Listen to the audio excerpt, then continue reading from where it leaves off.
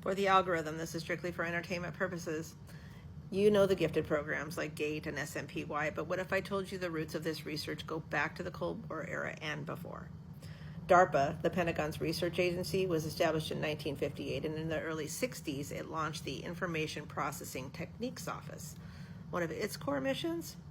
Build cognitive systems, artificial intelligence that thinks, and it hired top faculty at Johns Hopkins, Stanford, and MIT. By the late 60s, DARPA was funding advanced cognitive science, machine learning, perception systems, and neurocomputing models in partnership with those same universities. Johns Hopkins, where SMPY originated in 1971, became central for both gifted research and DARPA-backed neuroscience work. Their applied physics lab, worked on brain-computer interface projects aiming to let operators control systems with thought, and started receiving funding in the early 70s. During the 1970s and onward, Stanford and Vanderbilt hosted researchers studying cognition and behavior, many of whom later received DARPA or Office of Naval Research grants. That means the same universities testing gifted kids were also building tools for intelligence and national security.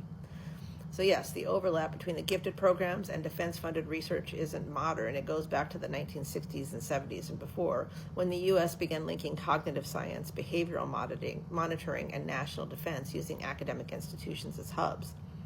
So if your school partnered with a university in the 80s and 90s for gifted testing, that school may have already been a part of a network connected to the Cold War era contracts.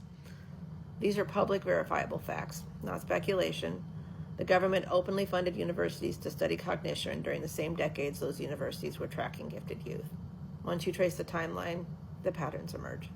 Please like, share, save, and follow. We're sharing our experiences and uncovering our truths.